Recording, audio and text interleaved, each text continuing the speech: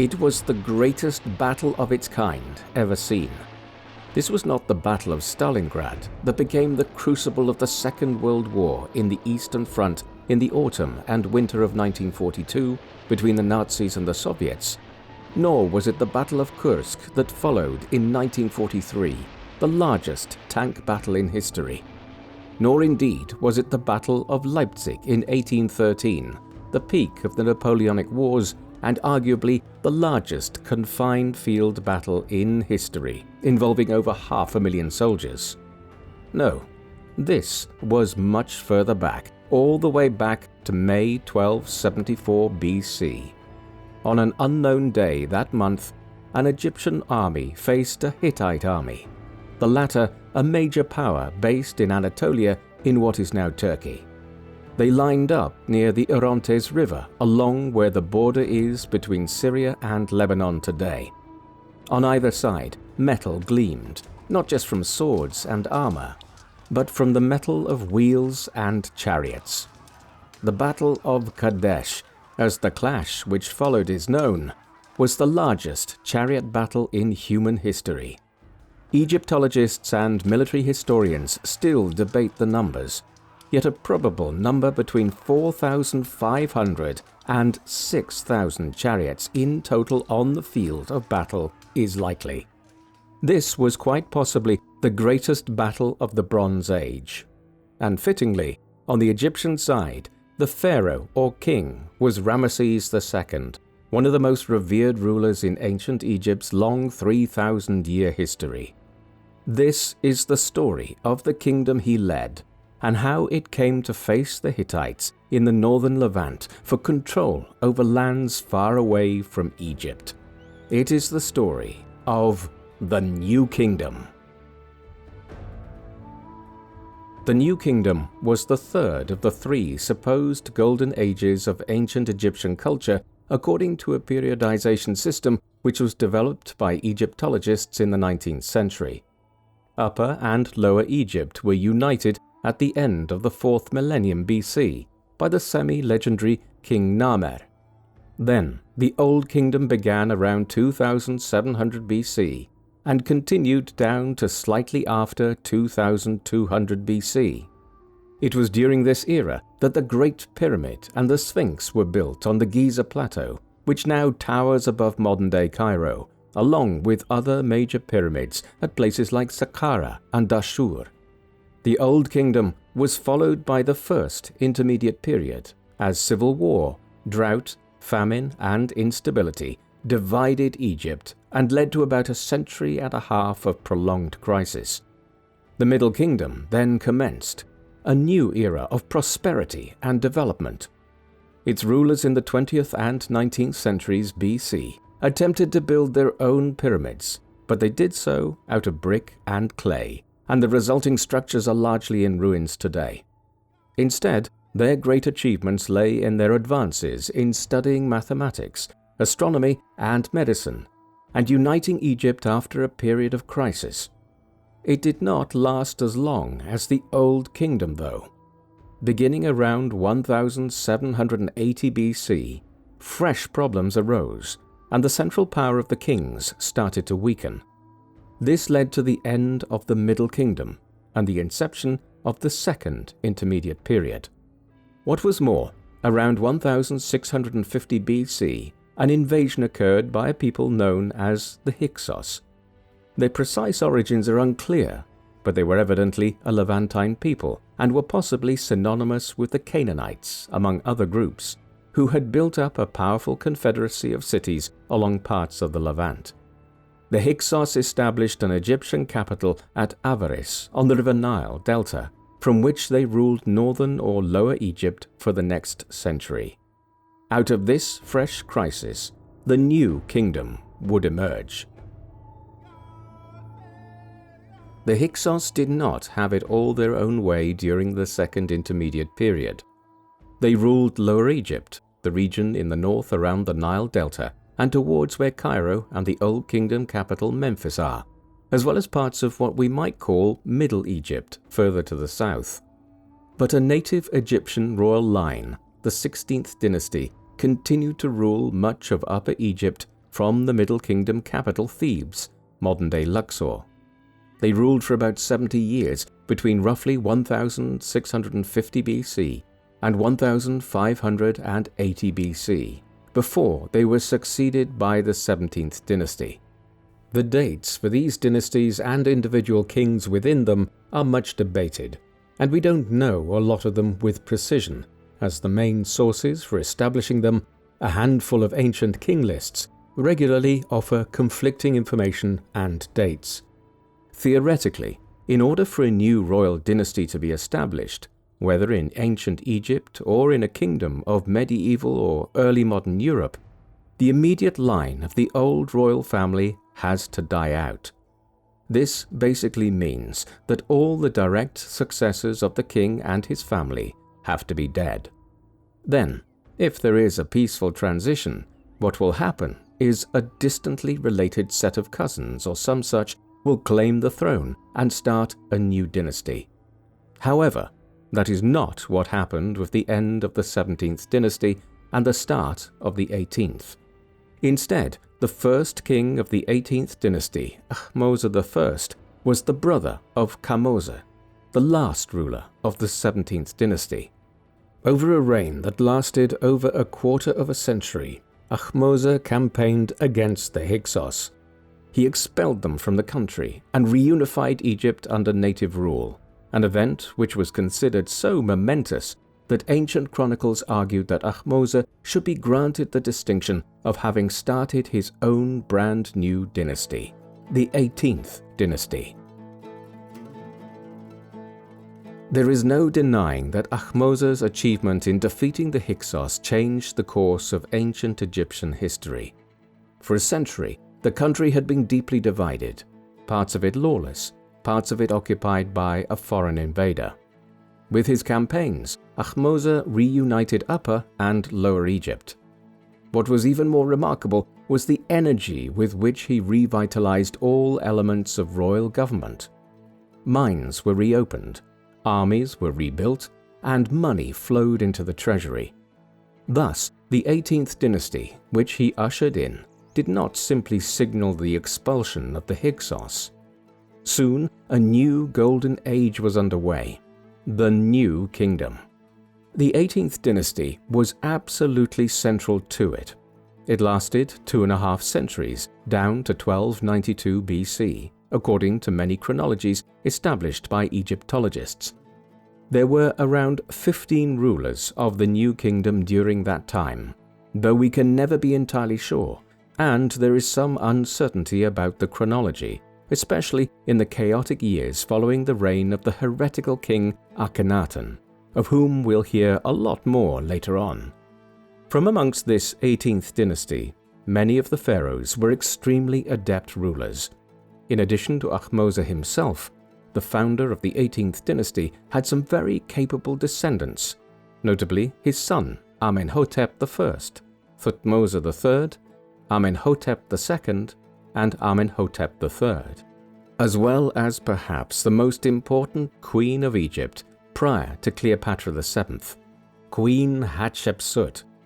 These were the rulers who would control Egypt as part of the 18th dynasty during the New Kingdom era.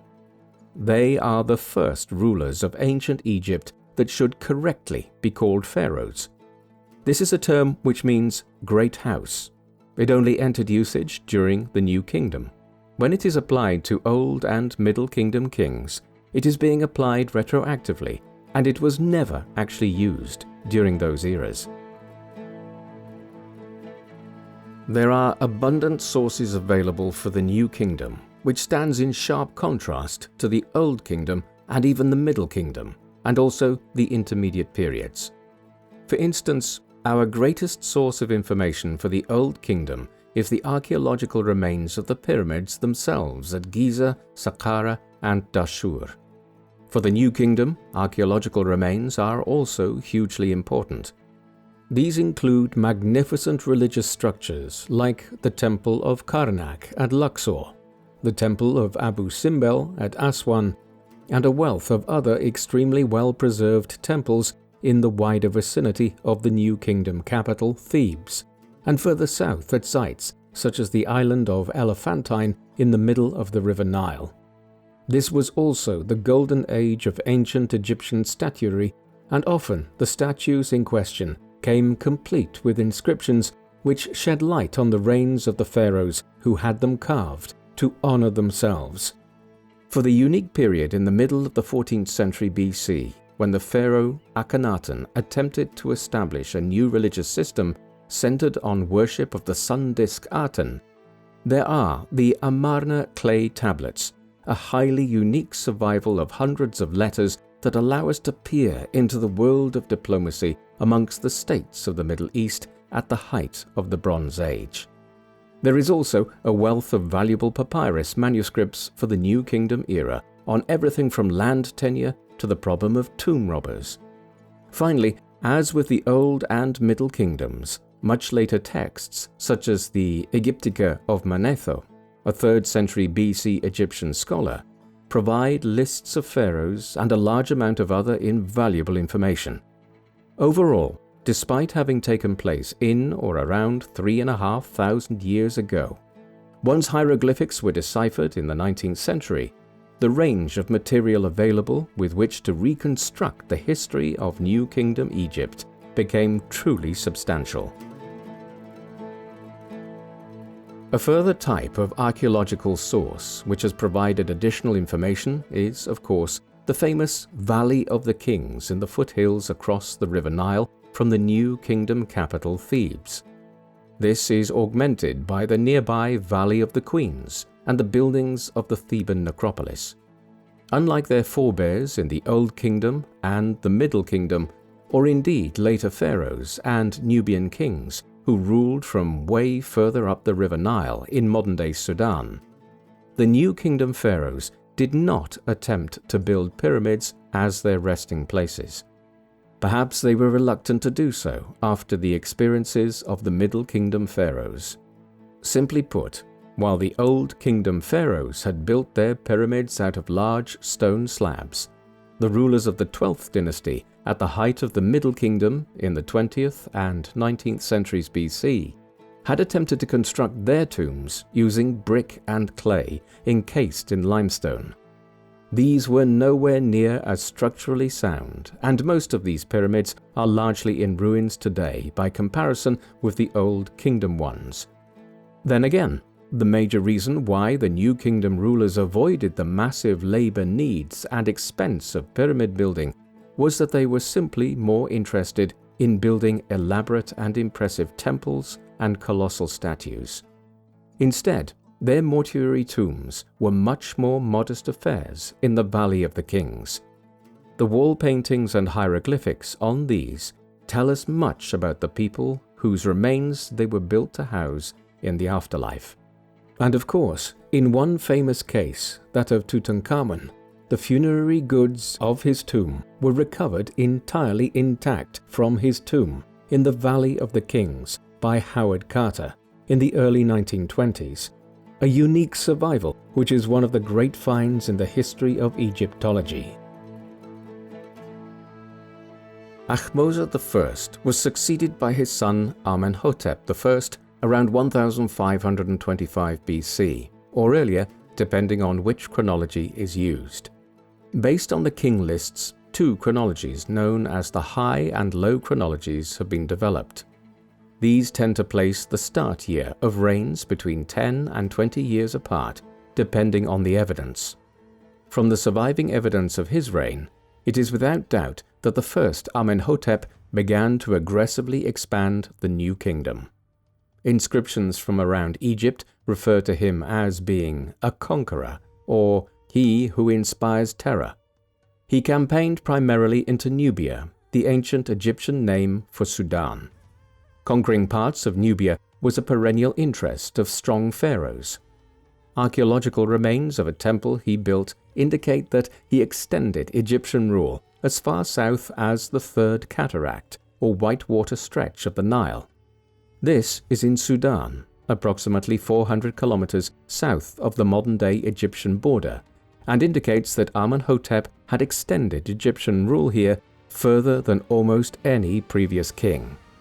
He also played an important role in expanding the temple complex in Thebes, where Senusret I had undertaken construction of the White Temple during the Middle Kingdom.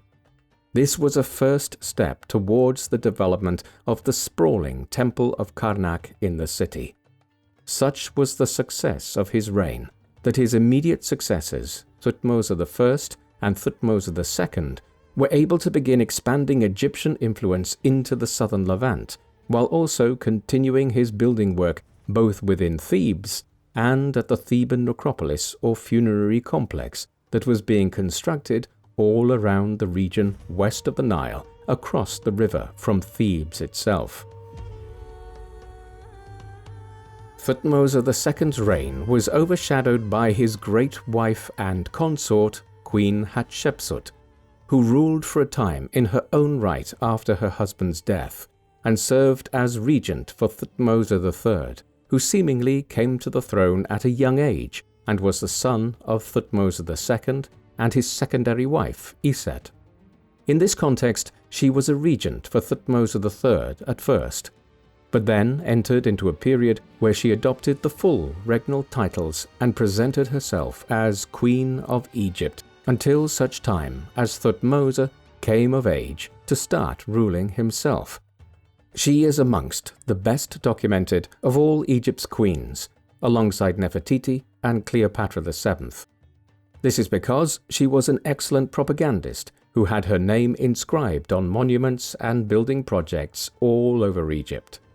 Hence, despite Thutmose III's efforts to erase her memory by having her name chiseled off temple walls after her death, there is no denying her impact on the new kingdom. The most tangible piece of evidence is the Temple of Hatshepsut. This is a masterpiece of ancient Egyptian architecture that was built into the foothills of the Theban necropolis across the river from Thebes. It consists of 3 massive terraces leading up to the main mortuary temple along a gigantic causeway that is more than a kilometer long. Huge pylons dominate the facade of the temple, and then there are reliefs or images along the porticos that tell stories about Hatshepsut's divine origins and the achievements of her reign. Here was a building which Thutmose III could not simply have Hatshepsut's name chiseled off, and it stands amongst the greatest architectural wonders of the entire Bronze Age.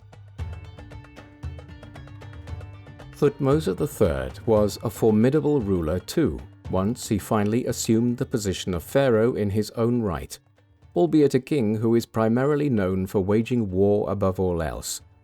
His reign lasted in theory for about 54 years between 1479 BC and 1425 BC, though, as we have seen, during the early years of his time as pharaoh, he was a child and the government was dominated by Hatshepsut.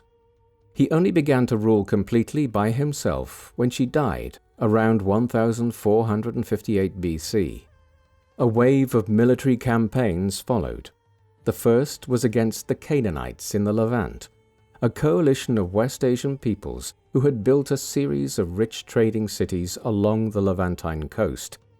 They were broadly under Egyptian vassalage, and Thutmose campaigned against them immediately upon becoming sole ruler of the new kingdom.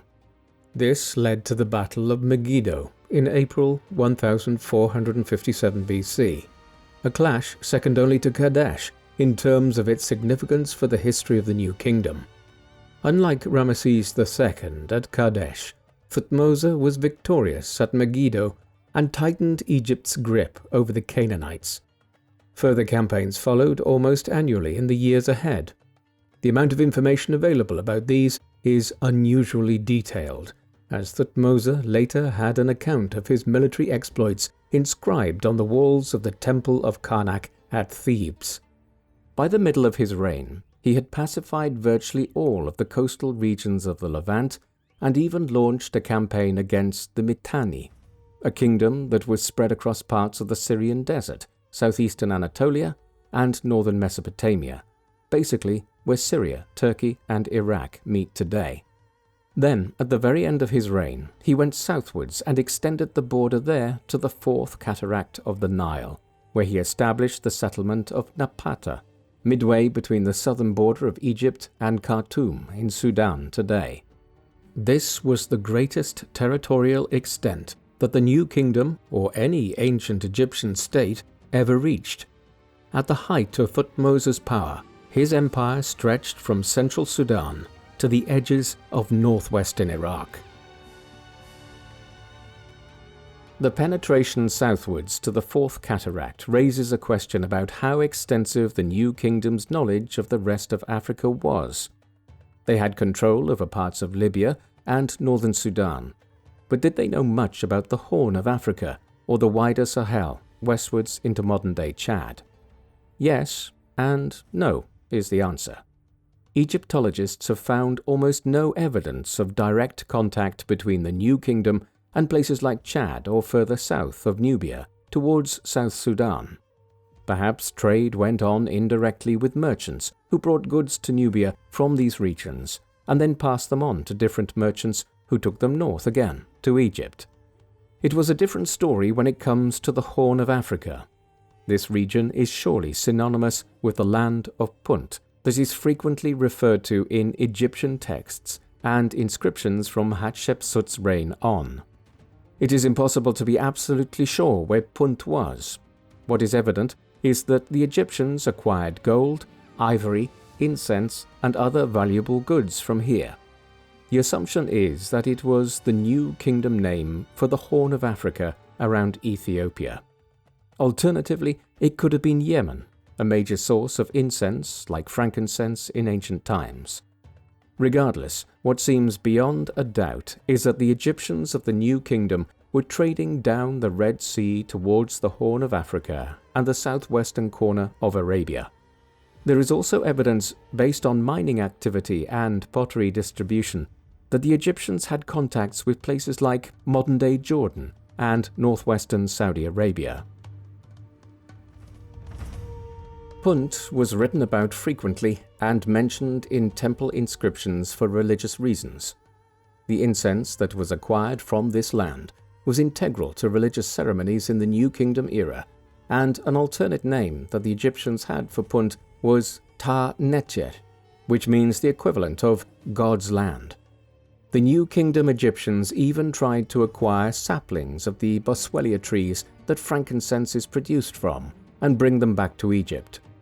The religious system that incense was part of remained central to almost every element of life in Egypt during the New Kingdom. After waging war, building temples was the priority of all the pharaohs, and tens of thousands of Egyptians, out of a population of a few million people, must have been involved in construction work of this kind. A growing number of people were skilled artisans and craftsmen, although most people were farmers working along the banks of the Nile. They worshipped Amun-Ra above all other gods. He was a composite deity that fused Ra, the god of the sun, who had been the pre-eminent god of the Old Kingdom, with Amun, a deity local to the region around Thebes, whose importance had grown during the Middle Kingdom. There were also new gods within the huge pantheon of male and female deities which the Egyptians worshipped. Several of them came from outside Egypt and were absorbed into the Egyptian system through contact with groups like the Canaanites, the Hittites, and the Mitanni. Religion was not Dar, and all about tales of life and death either. It was the basis for the religious calendar, which brought people together to feast and drink at certain religious festivals, and dictated the rhythms of life, much like the Christian calendar would in Europe in medieval times, or how the Islamic calendar still has influence over the lives of Muslims through much of the world today. Every major religion has a central focal point, be it St. Peter's Basilica in the Vatican City, the Kaaba in Mecca, or the Temple Mount in Jerusalem. For the people of Egypt in the centuries of the New Kingdom, the focal point of religious worship was Thebes and the Temple of Karnak. Back in the days of the Middle Kingdom, King Senusret I had overseen the construction of the White Chapel here. The site he had used drew New Kingdom rulers from Amenhotep I onwards to begin developing this plain south of Thebes into a great religious complex.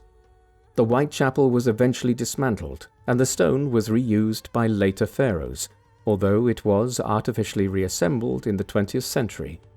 Amenhotep and virtually every one of his successors added to the complex. Over time, it became a mass of different features. There were numerous smaller and larger temples to Amun-Ra and the local gods Mut and Montu. A sacred lake was incorporated, and numerous pylons and colonnaded walkways were built. There were even several obelisks that formed part of the complex as well. Huge, needle-like stone pillars that stood anywhere between 20 and 35 meters high, depending on the obelisk.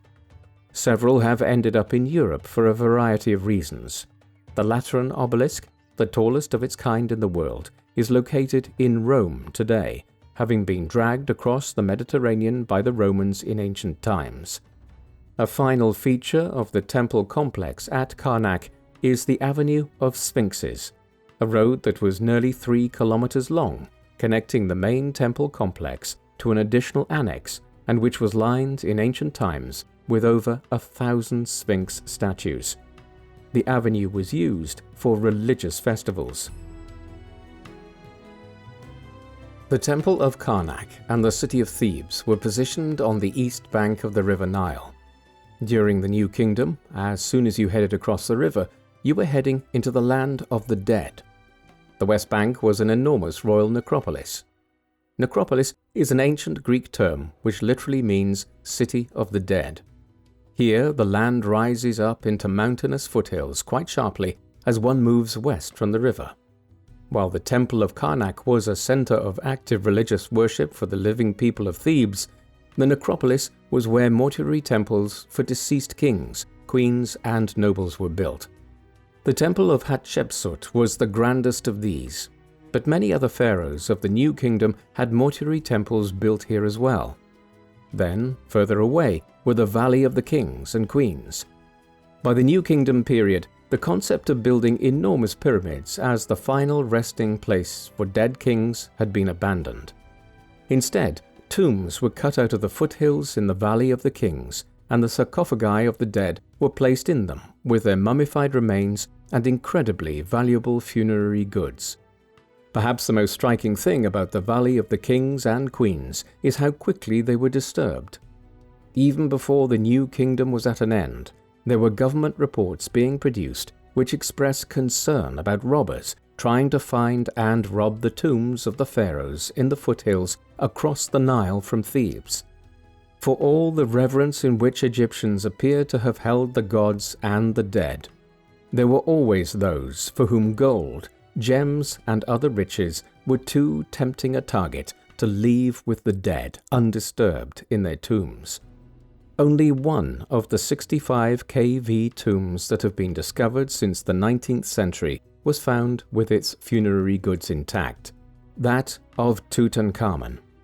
Given the riches that Howard Carter found there, imagine what KV7 and KV34, respectively the tombs of Ramesses II and Thutmose III, the greatest pharaohs of the New Kingdom, must have contained. A final feature of religious worship and building during the New Kingdom was the evolution of statuary. For over 1,000 years, the Egyptians had already been adept at carving and erecting statues. The Sphinx at Giza, after all, is quite a statue. Hundreds of other statues of the kings from the Old and Middle Kingdom attest to this tradition. The New Kingdom was no different. There are hundreds of extremely well-cut and preserved statues from the New Kingdom period. A striking example are the colossi of Memnon. These were cut to stand as imposing sentinels at the entranceway to the mortuary temple of Amenhotep III, a pharaoh who dominated the first half of the 14th century BC. The statues were built from slabs of quartzite sandstone, which were quarried way further to the north near Cairo, and then brought nearly 700 kilometers south to the Theban necropolis.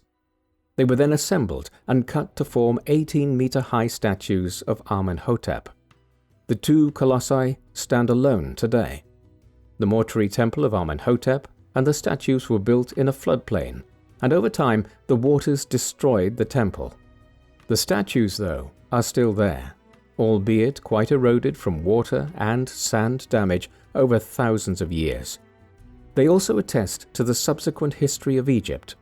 There are dozens of inscriptions that were subsequently made on the statues over the centuries, some dating to the era of Roman rule. New statues like these were not the only achievements of the New Kingdom rulers in this regard. Many of the kings of the 18th and 19th dynasties also carried out repair work on the pyramids and statues of the Old and Middle Kingdom. Thutmose IV, for instance, repaired the Sphinx at Giza and placed a new, dream stele between its paws. It wasn't simply the case that Egypt was entering a new golden age in the middle centuries of the second millennium BC. This was an era of unprecedented prosperity and development in the Eastern Mediterranean, arguably the most advanced part of the world at the time, along with China and one or two other regions like northern India and Central America.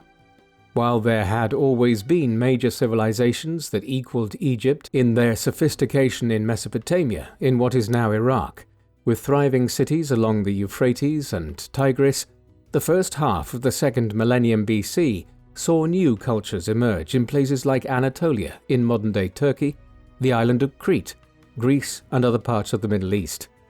These included the immensely sophisticated Minoan culture of Crete, the Mycenaeans in Greece, and groups like the Hittites in Anatolia, and both the Assyrians and Babylonians in Mesopotamia and adjoining regions.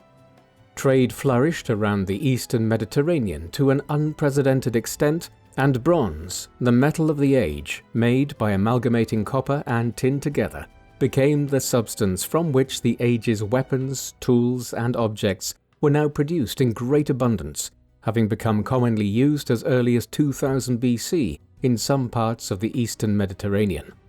Already in the era of the Middle Kingdom, and in states like the early Babylonian Empire that had flourished in Mesopotamia from around 1900 BC onwards, substantial breakthroughs had been made in the study of subjects like mathematics, astronomy, and medicine.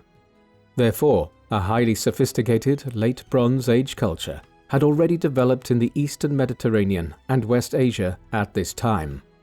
New Kingdom Egypt would arguably prove to become the singularly most sophisticated, powerful, and memorable state to emerge during this period of cultural flowering. Understanding the way in which New Kingdom Egypt was plugged into the outside world is important, for it may well have been owing to the transmission of ideas from elsewhere in Western Asia or the Eastern Mediterranean that the events of the reign of King Amenhotep IV occurred. His father, Amenhotep III, was amongst the most adept of the New Kingdom rulers. Egypt's economy was flourishing through trade and its rule over foreign lands, and the pharaoh was revered in his own lifetime for the success of his rule, which, as we have seen, was attested to by the colossi of Memnon. His son was different. Few historians would doubt today that he was a man of intellect and ability, but he was viewed by contemporaries in his own time as an aberration.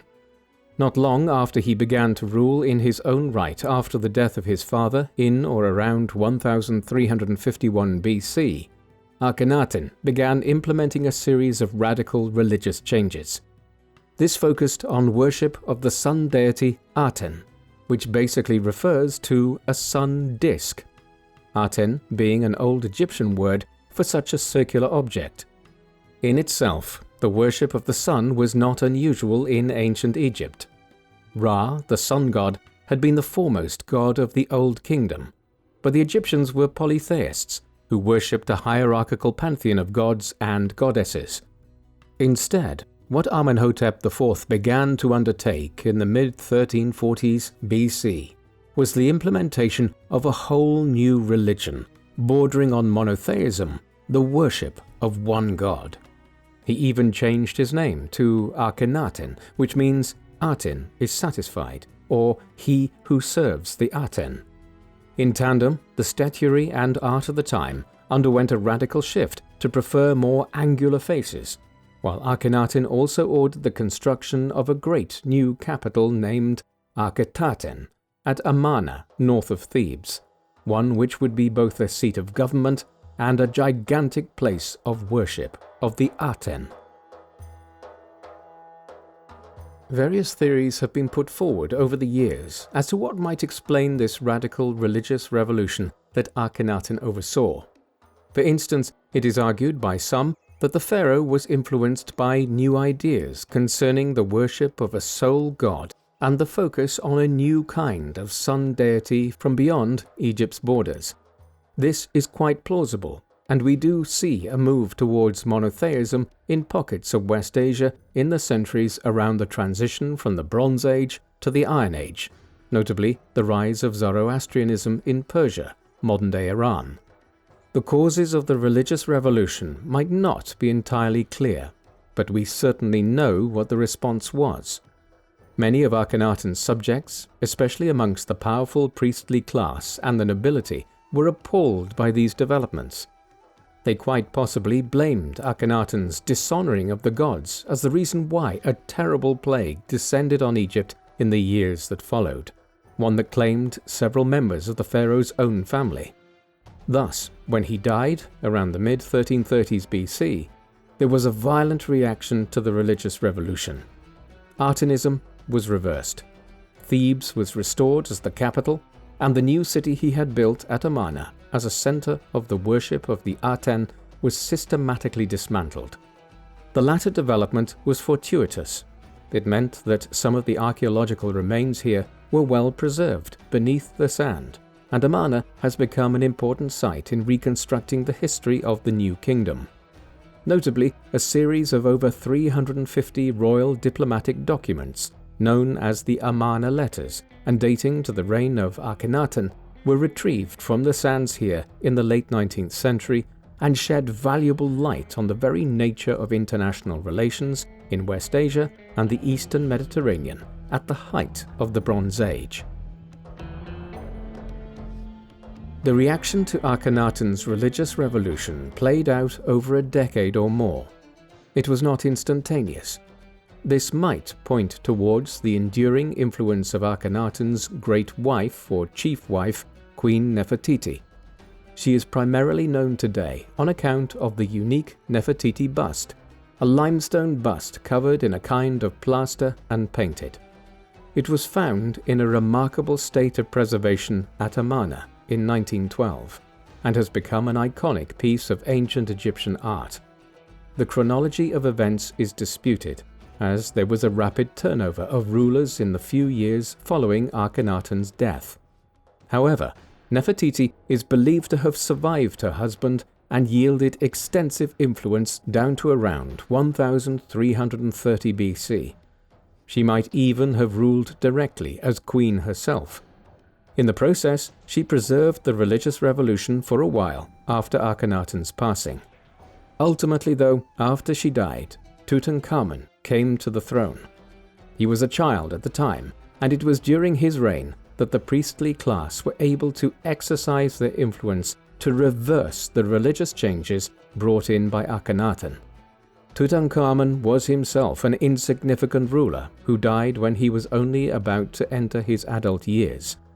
Despite this, he is amongst the most well-known of all ancient Egypt's rulers today, on account of his tomb in the Valley of the Kings having been found undisturbed by Howard Carter in 1922. It yielded the famous golden death mask of Tutankhamun and many other funerary goods. Thereafter, the 18th dynasty fizzled out. Its last ruler, Horemheb, was a commoner who appears to have risen through the military and married into the royal family. As such, he was something of a transitional ruler who also oversaw the completion of the restoration of the old religion and the destruction of Amarna. Horemheb was succeeded around 1292 BC by Ramesses I. He too was of non-royal birth, and because he was only distantly connected to the 18th dynasty, his rule is said to mark the beginning of the 19th dynasty. This dynasty lasted for almost exactly a century, down to 1189 BC, depending on the chronology which is favoured from amongst the king lists. There were 8 recognized rulers in all of the 19th dynasty. However, it was completely dominated by one man, Pharaoh Ramesses II. He succeeded to the throne in 1279 BC and reigned for 6.5 decades, down to 1213 BC, meaning that his reign covers 2/3 of the entire period of the 19th dynasty. As we have seen at the beginning, his reign became famous early on for the Battle of Kadesh against the Hittite Empire. The very location of this battle, along the modern-day border between Syria and Lebanon, gives a good idea of how far Egypt's military power stretched under his rule. He held power over large parts of the Levant, which was important as many of the cities here, like Byblos, were amongst the richest trading cities in the whole of the Eastern Mediterranean and Near East. During his lifetime, Ramesses conducted numerous campaigns against the Hittites and, to the south, into Nubia. The new kingdom's territory reached an extent under his rule that was near the peak of its power. Although its empire was marginally larger under Thutmose III, and even the famous Battle of Kadesh had ended in a stalemate rather than a victory for Ramesses. Ramesses II is primarily remembered today for his building work rather than his military prowess. It is for this reason that he has eclipsed Thutmose III in the popular perception of New Kingdom Egypt. There are numerous temples across Egypt that attest to his building program. An example is the Ramesseum, a mortuary temple which Ramesses ordered the construction of on the Theban necropolis. This was clearly a very grand temple, and there are still many pylons and remains there, though the temple, by and large, has been destroyed over time. It was here that Ramesses had a colossal statue of himself placed, standing nearly 20 meters high and weighing approximately 1,000 tons. Reports about the discovery of the statue inspired the Romantic poet Percy Bysshe Shelley to compose his poem Ozymandias, a Greek name for Ramesses II, in 1817, published in 1818. As impressive as the Ramesseum doubtless was when it stood in its finished grandeur, it was eclipsed by the temple of Abu Simbel, or at least this temple in the far south of Egypt at Aswan has captured the imagination more because of it having survived almost completely intact since ancient times. This actually consists of 2 temples cut into a large rock face at Aswan directly next to each other. The temples are primarily known today on account of the enormous set of 4 statues of Ramesses, which stand 20 meters high, guarding the entrance to one of the temples. 3 of these are very well preserved, though the face fell off the statue directly to the left of the entryway during an ancient earthquake. The temple of Abu Simbel is famous too for having been dramatically removed from its original location in the 1960s and transported to higher ground to make way for the building of the Aswan Dam. The society and culture of Egypt was changing during Ramesses' reign. For example, he became the second pharaoh in less than a century to decide to move the capital from Thebes. Unlike in the case of Akhenaten, this had nothing to do with religion. Instead, it was a strategic move designed to try to achieve greater control over the Levant. This at least appears to be the purpose of relocating to Ramesses, a city in the east of the Nile Delta. This was not an entirely new site. It was near the old Hyksos capital of Avaris, and there had also been a palace here used by previous rulers when they were in the region. For kings like Ramesses, who conducted multiple major campaigns against the Hittites in the Levant, it made sense to have a strategic operational command center in the north. As Thebes was hundreds of kilometers to the south, and it was more difficult to oversee a campaign from here. Ramesses, consequently, was formalizing the establishment of a second capital in the northeast. Ordinary Egyptians, most of whom spent their lives engaged in agriculture or basic elements of proto-industry like pottery production, would have been aware of the shift as government officials began requisitioning more grain and barley as taxes to take north to Ramesses, rather than sending these goods to Thebes. They might also have been aware of a growing number of bonded laborers, semi-slaves in their midst. Many Egyptologists believe that the expansion into the Levant was accompanied by the enslavement of groups here who were then put to work on Ramesses's building projects. It is plausible that the story of the Israelites fleeing from Egypt under their leader Moses, as captured in the book of Exodus, was a reflection on events that the Jewish people believed had occurred during the reign of Ramesses II, although it was not first written down into the Jewish Torah until the 9th or 8th centuries BC. There can be no denying that Ramesses II was a remarkable ruler. This is not just the appraisal of Egyptologists and modern historians. Contemporaries evidently believed that New Kingdom Egypt had reached the peak of its power during his long reign. This is evident from simply scanning the names of the pharaohs that followed down to the end of the 20th dynasty around 1077 BC. There were 9 kings during this period that were named Ramesses. His name became a kind of honorific that was added to the name of any king, in much the same way that the members of the French royal family in the late 17th and 18th centuries were later all called Louis in recognition of the sheer absolutist power of King Louis XIV, who, like Ramesses, had ruled for around 7 decades. This act of emulation clearly suggests a contemporary view that Ramesses II was an exceptional king. Unfortunately, many of his successors weren't. There were numerous further rulers of the 19th dynasty that followed in comparatively quick succession in the quarter of a century after Ramesses. Then, not long into the reign of Queen Tausret, an upstart by the name of Setnacht usurped the throne around 1189 BC and established the 20th dynasty. The new kingdom was already in decline by then, for reasons which we'll see presently, though there were some brighter spots. Ramesses III yielded a lot of influence in the middle of the 12th century BC over a lengthy reign. Nevertheless, even he could only partially stem the flood of attacks by foreign invaders, and he was killed in a palace plot known as the Harem Conspiracy in 1155 BC. 8 more Ramesses followed over the next half a century, which has led to the 19th and 20th dynasties becoming colloquially known as the Ramesside era. The last, Ramesses XI, tried to reform the kingdom over a reign of nearly 30 years.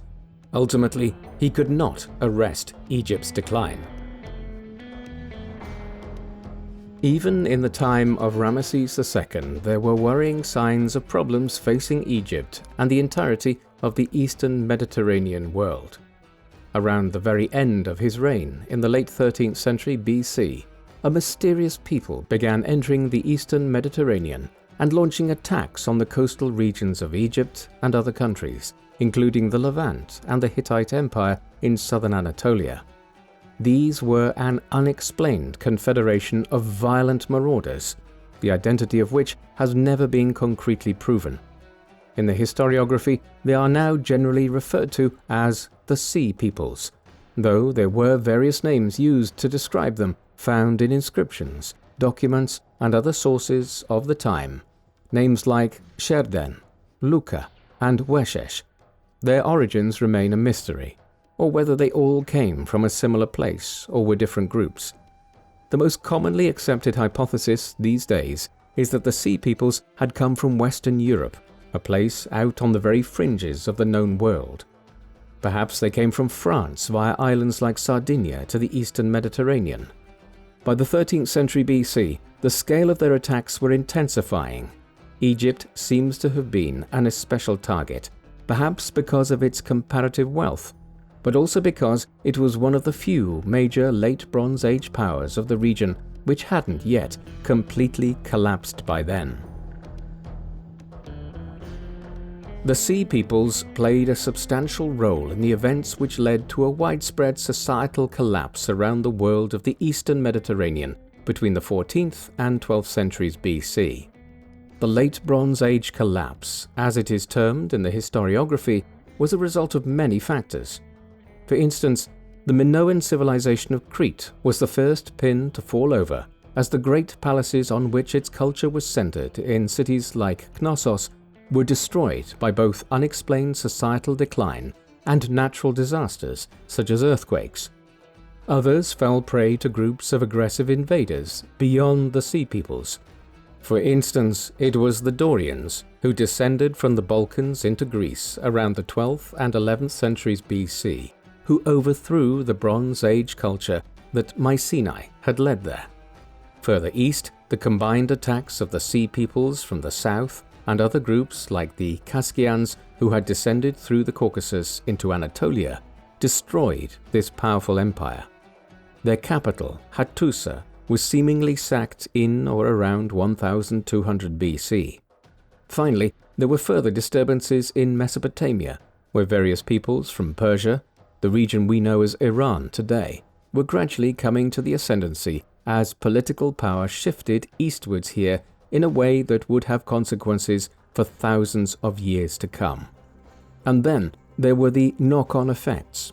As attacks mounted on powers like Mycenae, the Hittites, and New Kingdom Egypt, trade networks around the Eastern Mediterranean were interrupted and living standards dropped. Agriculture was damaged, and it has also been speculated that a significant shift in weather patterns might have also contributed to the Late Bronze Age collapse. Overall, the conjoined culture and interconnectedness that had begun to take on an international dimension from Mycenae in the west to the Persian Gulf in the east, and from Hattusa in the north to the cataracts of the Nile in the south, collapsed. The Iron Age would soon follow, but it would be hundreds of years before the living standards that had been reached at the height of the Bronze Age around the 15th and 14th centuries BC would be reached again.